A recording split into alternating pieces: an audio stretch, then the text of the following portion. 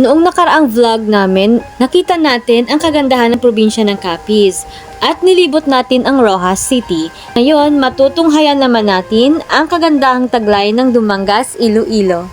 Dumangas is a first-class municipality in the province of Iloilo. Ang lumang nayon ng Dumangas ay nagsimula nung tinirhan ng mga Malay. Nilinis nila ang ilog ng Talagis at bumuo ng komunidad noong 12th o 13th century. Tinawag nila itong Araot na galing sa salitang Old Malayan na ang ibig sabihin ay palaot o towards the sea. Nung dumating ang mga Espanyol sa Panay, nakita nila ang maunlad na agrikultura ng komunidad sa baybaying nayon ng Araot. Ayon sa Prailing si Gaspar de San Agustin noong unang panahon, ito ay naging sentro ng kalakalan. Naging lugar ng mga kagalang-galang at tinitingala sa lipunan sa buong isla ng Panay. Noong June 1565, dumating ang Prailing si Juan de Alva na may misyong ilaganap ang Kristyanismo sa nayon ng Araot. Dahil ang mga katutubo rito ay naniniwala at sinasamba ang mga espiritu ng kalikasan. Madaling nagawa ng Prailing na maibalik loob ang mga katutubo sa Kristyanidad dahil natutunan nito ang salitang kinaraya. Doon na nagsimula silang magpatayo ng simbahan. Ang Araot din ang unang nabiyayaan na maging Kristiyano at unang nakapagpatayo ng temporaryong simbahan sa buong isla ng Panay na gawa sa Nipa noong year 1569. Nung nasunog ang simbahan at ang kumbento,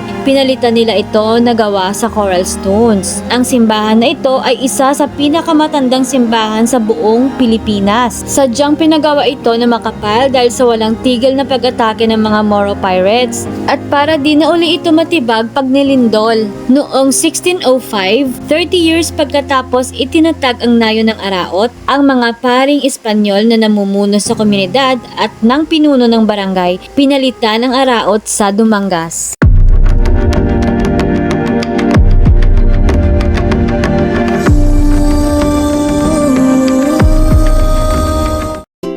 Next stop natin, ang Barangay Dakutan. Sa gilid ng highway, meron ditong maliit na talipapa. Nakita namin madaming talaba na pinagpatong-patong kaya huminto kami para bumili at kumain. Dahil pwede naman dito magpaluto. Bali 170 ang bili namin sa ganto kalaking palanggana, hiniwang bottom part ng bote ng water dispenser. Pumunta na din kami agad sa likuran, meron silang maliit na lamesa doon para makainan. Mas masarap ang talaba pag may pinakurat na suka o sinamakan sa hiligaynon. Tara, kain tayo. Maliit nga lang yung mga laman pero malasa, kaya nagustuhan pa din namin talaga. Alam niyo bang sariling mga produkto nila ito? Dito lang din mismo malapit sa talipapa ang ilog na pinagkukuhanan nila nito. Ang mga tinapon na oyster shells, tinutuhog nila sa lubid ng magkakasunod. Sa kanila ulit ibabalik doon sa ilog at pagkatapos ng 8 buwan, iha-harvest na nila at ititinda sa market. Ang galing no? Ika nga nila, basta talaga may itinanim, may aanihin.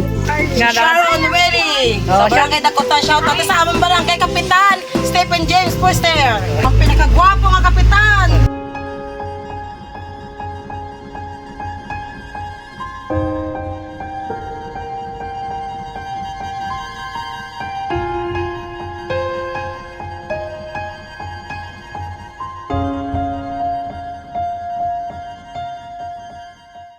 Alam niyo bang may magandang resort sa Dumangas? Yun naman ang susunod na pupuntahan natin sa Sitio Binaubao, Barangay Cali, Dumangas, Iloilo. Kaya nagtanong-tanong na muna kami kung saan nga ba itong resort para makasigurado at di kami maligaw. Nasa dulo pala ito ng daan na tinatahak namin. Ito ang Rockville Highland Resort and Hotel. Tara, silipin natin.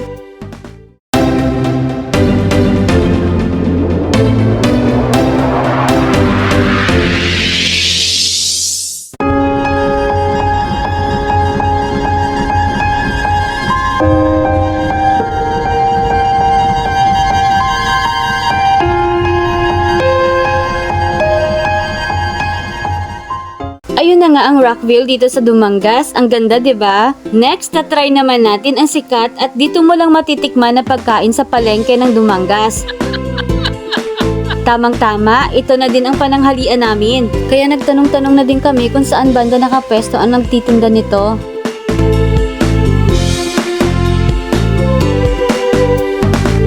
Alam niyo bang over 100 years na nila itong siniserve? Minana pa nila ito mula sa kanilang lola. At ito ang Mickey Ligis.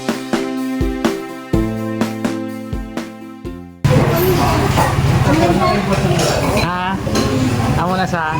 Pwede mag-buksan. Pwede ma, okay lang. Ano sa ganyan tawag nila? Pila naman. Nag-painting yun, sir. Sige, duwa. Abay. May kiligis. Dari makaon. Mga pila na sa ma'am katuig, ma'am kamuga pere, dire kagaluto sa kamo ni ma'am. Halin pa rin sa kamay-aman yan. Mga pila na bini katuig. 64 na ako na nanay pa siya na ako ng galuto, patay na. So, bali, ang may kiligis, narilo lang matilawan sa Dumanga. Wow! Authentic food sa Dumanga. Pwede si Chakan. Silawan rabi kung manamit. Ako namin. Bali ang hindi guys ang mikilig ni gali daw over 100. Ano? May kiligis. Ah, mikiligis. Authentic food sa Dumanga.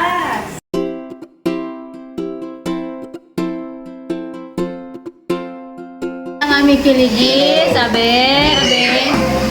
Ano magkabi ka?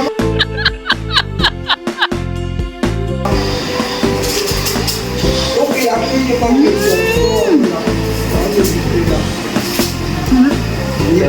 Ako na Itong tuman ko sa grade 1 ko. ano naman natong dumaan. Sa grade 5 ko.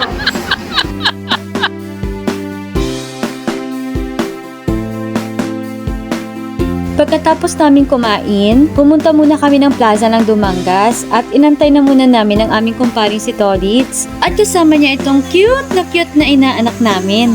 Maya't mayay umalis na din kami para puntahan ang Barangay Sulangan kung saan makikita ang man-made lake. Nabuo itong man-made lake dahil sa pagkakwari. Dati itong may koi fish, dito kinukulture ng may-ari ang kanyang mga isda sa kaibebenta. Sumikat ito nung kasagsagan ng pandemic dahil nga bawal mangibang bayan kaya naging atraksyon at pinapasyalan ng mga taga rito.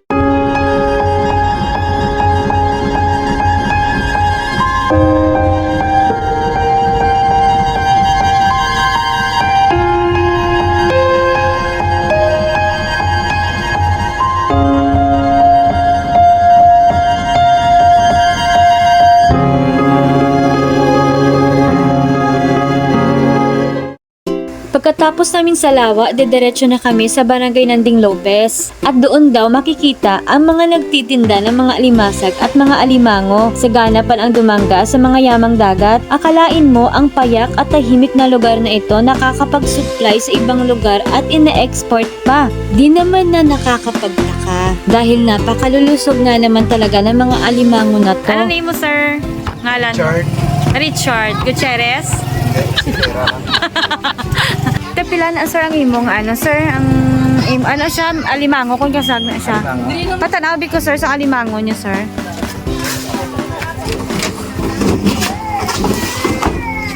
By sizes na siya. Ah, by sizes. So, ang imong alimango, di ni siya nagalin, sir. Dire lang. Dira lang yung sa Toledo. Sa suba hanggang sa baybay. Ariya, amo niya kasi alimango din halin. Suba ni. Suba ni, din ang bye-bye. Mga limpyo lang. Sa pukot. White niya. Ah, sa suba. Para daw ang dako-dako din. Ay, apa! My God! Dako. Dako gitray. May isa pa to may 1.3. Ay, apa! Pila nakakita? Wala 900 grams lang eh. Gamay pa ni gani. 650 grams lang. Ito pila na siya, sir? Ito pilang kilo siniyo? 700.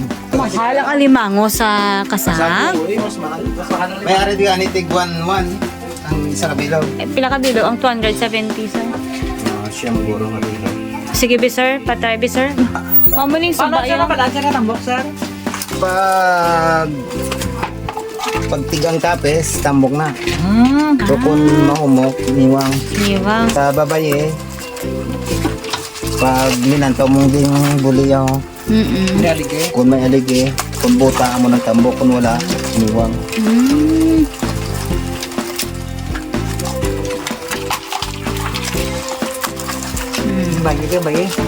Tambok lang. Agi to sa bot sa lingon tambok man. May agi man yan niwang. Ah, may agi. Paano balance sir ang agi, sir? Ari ang tapis siya lang. Daw tunga-tunga, do medyo lapad nga daw.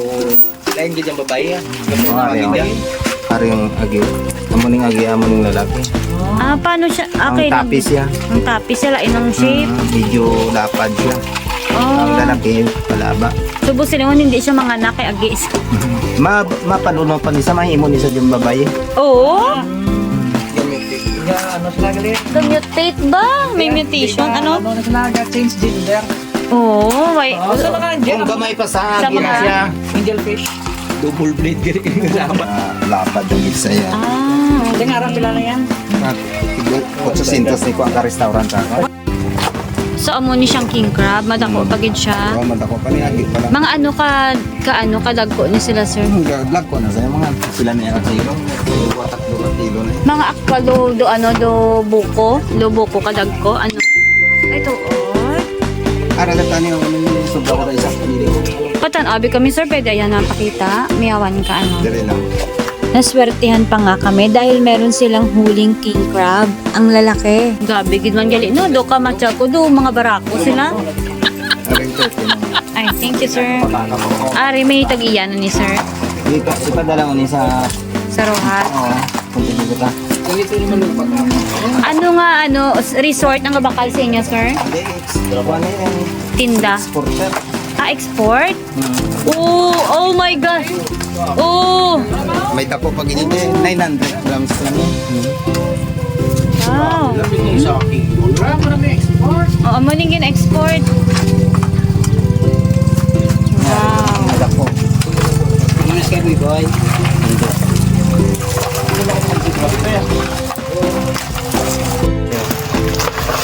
Oh, king crab. Ang dako naman. Lapis gaya, lapis gaya. Mga pila ka kilo? 1-1. Hi. 1-1 iso ko.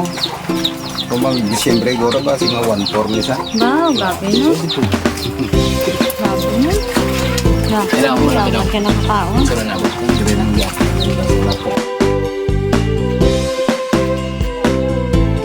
Nga color orange yan. Aron siya, lain siyang sabor agad. Lain man ni siya, pero kasag man ni siya, tatlong klase na. Ang pusa na tuya 3 oras ang may... Ay, 3 oras ni siya. Ay, tatlo papilog ang pintok. Alam mo tawag yun sa sir. Ate, rin ka na nakuha? Mukhang masasarap talaga ang mga crabs na to, kaya napabili na din kami para may pang-ulam na din mamaya. Alam niyo bang kaya nila mag-supply ng toneladang crabs? Depende sa huli nila. Pero araw-araw di sila nawawala ng nahuhuli, meron at meron talaga. At pwede din pala dito bumili ng buhay at luto na. Sumunod na araw, bumalik kami para puntahan naman ang Dumangas Seawall. Maraming tao at food kiosk dito tuwing weekends. Dahil weekdays, kaya medyo iilan lang ang tao at nagtitinda ng street food. Na-vlog na namin ito dati, kaya konting silip na lang tayo ulit. Sa mga gustong pumunta dito, meron namang restaurant dito na maliban sa mga nagtitinda ng street food at may tindahan din na malapit, kaya siguradong di kayo gugutumin pag nagpasyal kayo dito. Isa ito ngayon sa mga pinupunta ng karamihan at dinadayo ng mga taga-ibang bayan. Dahil dito mabubusog ka na, may magandang view pa ng dagat at sunset.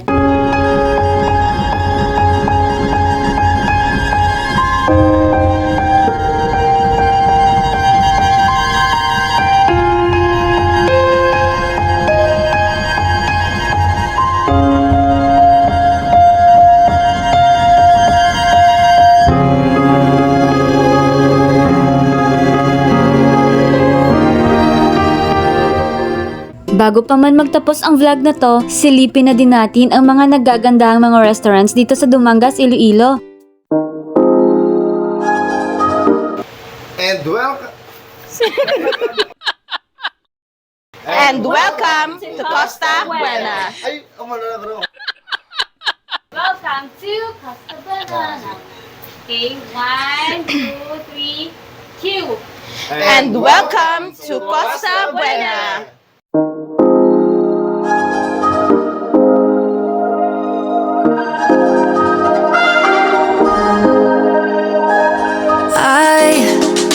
I can hardly stand it. Another day of being lonely isn't how I planned this. And I have high expectations. They build me up to tear me down. I'm running out of patience. 'Cause I've been waiting so long. I've been looking for love. Waiting so long. I've been looking for love. Looking for love. Why my nights have to be like that? Have to be like